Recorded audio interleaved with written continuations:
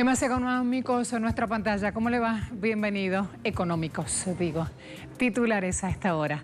En Chile, jornada de ayer, el Senado aprobó el retiro del 10% de las AFP, el sistema de jubilación privado que tienen los ciudadanos en ese país, excepto los militares.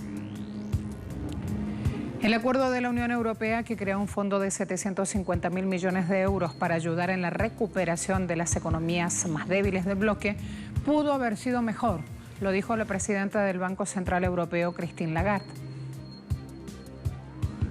Análisis hoy, teletrabajo, de eso hablaremos en nuestro expediente económico.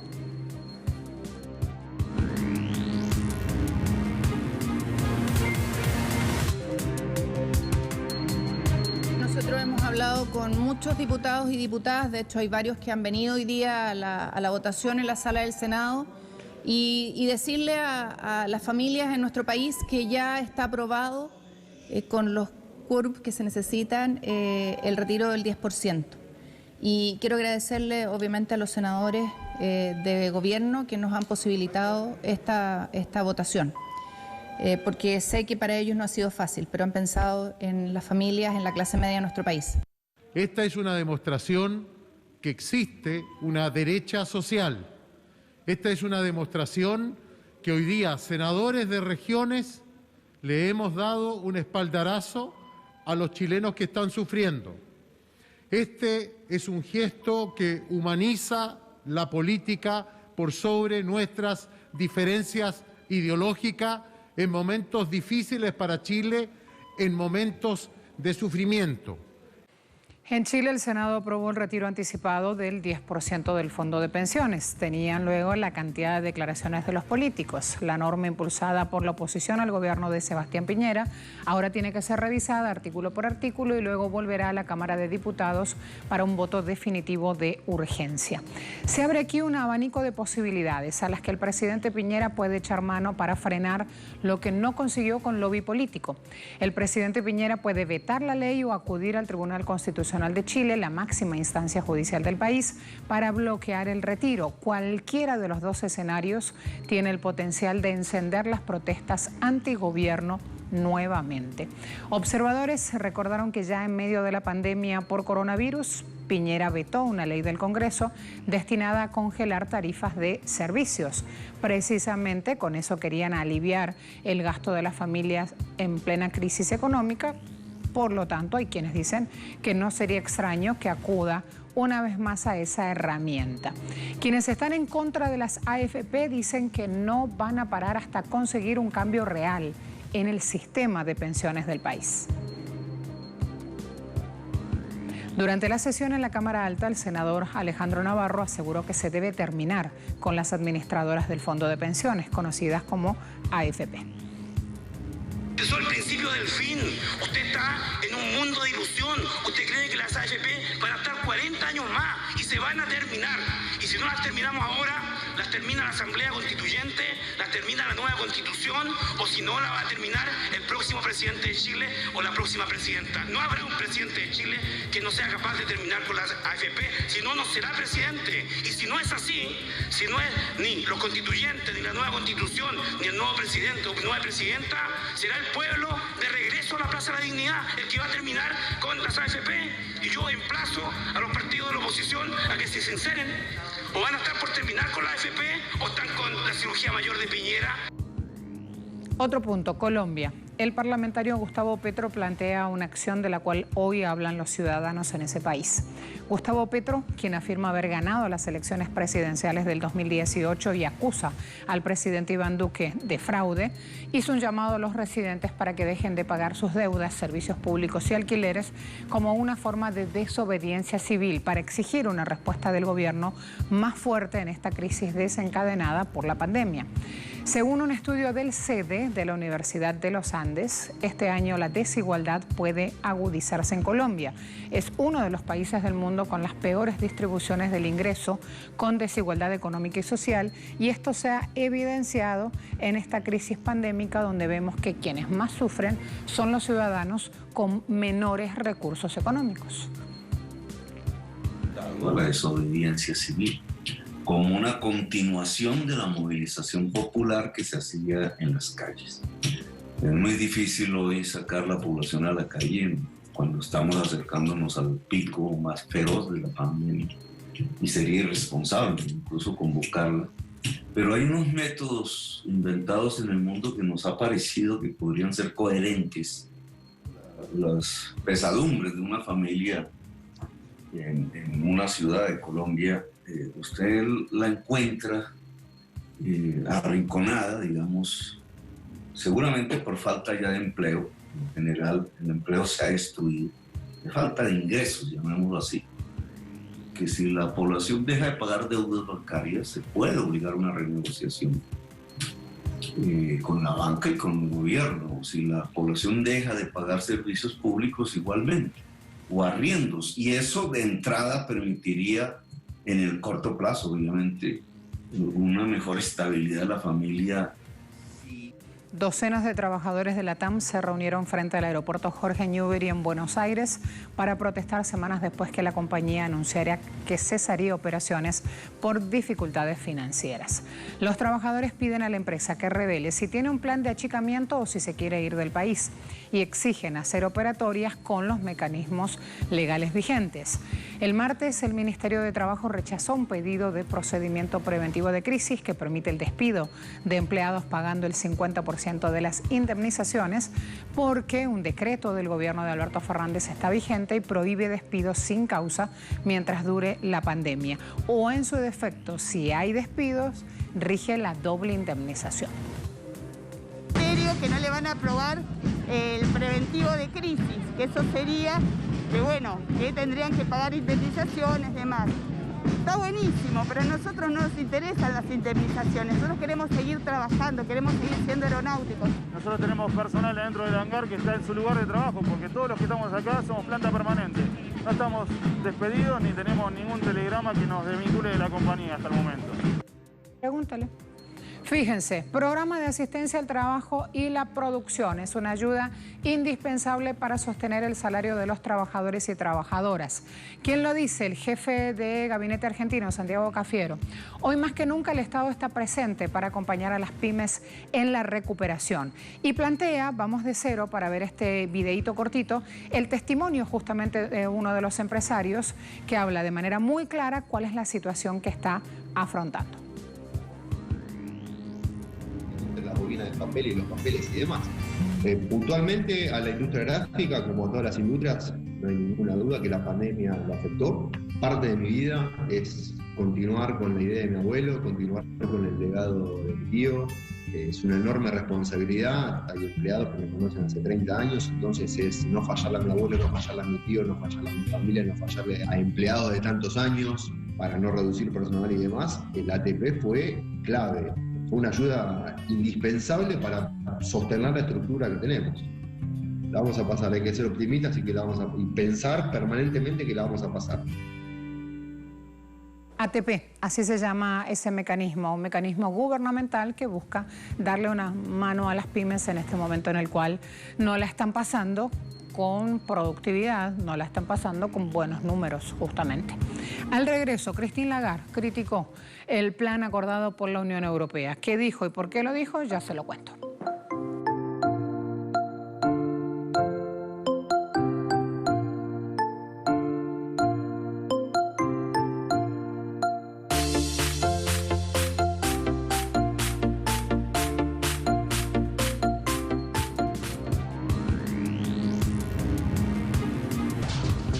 En medio de la crisis sanitaria actual, los ojos están puestos en los desarrollos que realizan los expertos en la materia de diversos países para lograr hacerse con una vacuna eficaz que ponga freno a la pandemia por COVID-19, que ha paralizado los diversos sectores a escala mundial.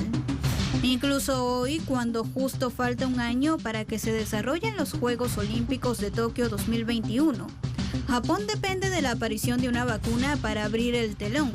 Si no se produce cuanto antes, el país asiático deberá decir adiós a su sueño de organizar las Olimpiadas. Y es que una vacuna eficaz, segura y accesible a gran escala antes de mediados de 2021 es una perspectiva todavía muy incierta. Actualmente hay alrededor de 200 grupos trabajando en todo el mundo en busca de una vacuna y la Organización Mundial de la Salud le está siguiendo la pista a unas 140. De ese total ya están siendo probadas en seres humanos en ensayos clínicos 18, de las cuales 3 están más avanzadas. La vacuna experimental CanSino Biologic de China, la llamada ChAdOx-CoV-19 de la Universidad de Oxford desarrollada en Reino Unido y la desarrollada por la compañía Moderna de Estados Unidos. El gobierno de China anunció este jueves en una reunión virtual con cancilleres de América Latina y el Caribe que la vacuna desarrollada en su país contra la enfermedad será un bien público de acceso universal, pero no pasa así con todos los países. Existen algunos que ya comienzan sus apuestas por hacerse con el antídoto que aún no ha aparecido. Estados Unidos firmó un acuerdo de casi $2.000 millones para garantizarse millones de dosis de una potencial vacuna contra el nuevo coronavirus. Por su parte, el gobierno de Reino Unido anunció la firma de 2 acuerdos por la compra de un total de 90 millones de dosis de 2 vacunas contra la COVID-19 en proceso de desarrollo. Y mientras Estados Unidos y Reino Unido siguen apostando por una competencia injusta contra China, tratando de frenar al dragón rojo, aún existen países en suelo europeo que apuestan a la cooperación con el gigante asiático. Tal es el caso de Francia. Ambos países ampliarán aún más su cooperación en varios campos, incluido el 5G y la aviación. Así lo dio a conocer el portavoz del Ministerio de Exteriores chino.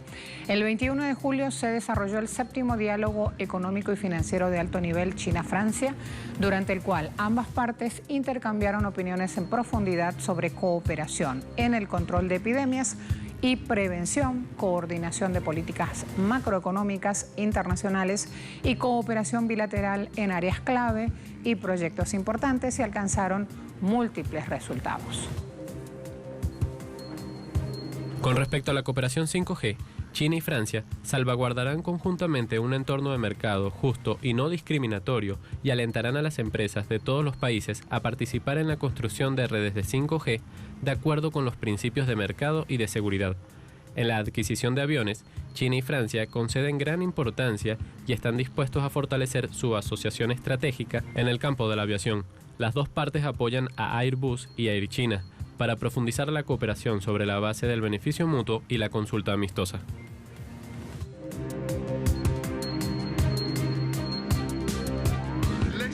En menos de 2 meses, elaboramos un acuerdo de más de 1,8 billones de euros. Y esta respuesta es masiva en comparación con el tamaño de su economía. La respuesta de Europa es mayor que la de Estados Unidos o China. Comencé diciendo que el acuerdo del Consejo Europeo proporciona la luz al final del túnel. Pero con la luz también viene la sombra. Y en este caso, la sombra tiene la forma de un presupuesto de la UE a largo plazo muy delgado.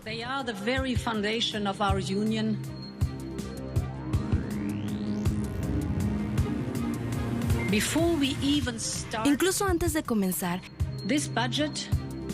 este presupuesto tenía un agujero de alrededor de 70.000 millones de euros debido al Brexit, con un gran Estado miembro menos contribuyente. La buena noticia es que hemos logrado cerrar casi toda esa brecha. Eso significa que cada país tiene para pagar más. Como una pastilla difícil de tragar, así ha calificado en esta jornada Ursula von der Leyen al presupuesto europeo de 1.074 billones de euros, aprobada la madrugada del pasado martes por la Unión Europea. En una reunión de eurodiputados realizada este jueves en Bruselas, la presidenta de la Comisión Europea reveló que el plan que cubre el periodo 2021-2027, plazo, implica recortes presupuestarios de la Unión Europea que son difíciles de soportar. Se espera que el Parlamento Europeo vote sobre el presupuesto a largo plazo de la Unión Europea para fin de año, pero no tiene voto sobre el plan de recuperación post-pandemia de 750.000 millones de euros, y esto está estrechamente relacionado con el presupuesto de la Unión Europea, por lo que sale sí o sí. Recordemos que el acuerdo fue sellado por los líderes después de intensas negociaciones que vieron amenazas de huelgas, vetos y una feroz oposición de los Países Bajos y de Austria. La presidenta del Banco Central Europeo, Christine Lagarde, quien había urgido la semana pasada al bloque europeo a aprobar este paquete de recuperación, también criticó el pacto al que llegaron los 27 líderes en la madrugada del martes. Para Lagarde, este paquete podría haber sido mucho mejor. Lo que creo que era importante era la asignación correcta de cuánto iban a ser subvenciones, en otras palabras, préstamos conjuntos asignados, dado si lo desea los Estados miembros que más lo necesitan, a saber, Italia, España, Grecia, Portugal, pero también Polonia. Muchos países se beneficiarán realmente de esa porción y de cuánto iban a ser los préstamos que deberán ser reembolsados por los países que solicitan préstamos. A la vuelta de la pausa vamos a hablar de teletrabajo. Tan de moda que está por estos días el término, la acción. Todavía en algunos lugares no hay normas legales claras y de allí la importancia de conocer los que sí la tienen. Aquí los espero.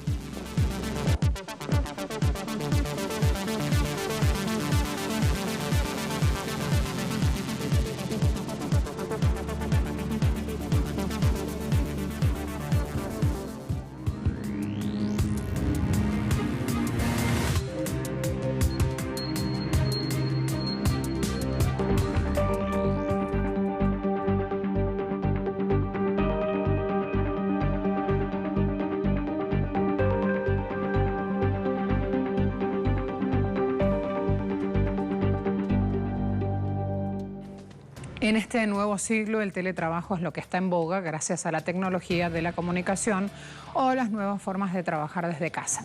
Se ha vuelto una realidad a las que algunos pueden acceder con sus ventajas y desventajas, otros no, por la falta de conexión a Internet. Cada vez son más los profesionales que deciden apostarle al trabajo independiente o freelance, una decisión que se ve reforzada entre las personas por todas las ventajas que conlleva el teletrabajo. La cuestión aquí está también en conocer las desventajas. El teletrabajo cuenta con diversas ventajas, entre las cuales destacan no tener que usar el transporte público o sufrir posibles averías de carro. Las personas pueden ahorrarse el dinero que originalmente estaba destinado para gasolina o pasajes. Aunado a esto, también se ahorrarán el costo de la comida, ya que basta con que hagan algo en casa. Se suma el ahorro de recursos destinado a la compra de ropa y calzado de oficina. Además, trabajar de manera independiente deja más tiempo de calidad con la familia. Las personas se supone que en esta metodología de trabajo deberían tener horarios más flexibles, ya que cuando trabajas desde casa tienes la facilidad de ajustar tu horario a cualquier eventualidad o incluso tomarte un día libre o simplemente unas horas más de sueño. Si te sientes muy cansado, esto siempre y cuando se estén cumpliendo los objetivos de la compañía. Las grandes desventajas del teletrabajo son la falta de autodisciplina, entregando tarde los trabajos y un descontrol de horarios, así como la falta de organización. Dificultades para separar la vida personal de la profesional, ya que no se cuenta con un espacio o un ambiente determinado que ayude a delimitar ambos campos, además de la inversión que se debe hacer para tener un espacio de trabajo en casa donde se pueda trabajar lo más cómodo posible. También se afecta la vida social, ya que al trabajar desde casa no se relaciona con nadie nuevo y no hay un feedback de experiencias profesionales y conocimientos. La pandemia del coronavirus ha puesto en evidencia que el futuro del trabajo mundial será el teletrabajo, resumiendo toda una consigna: menos inversión, más ganancia.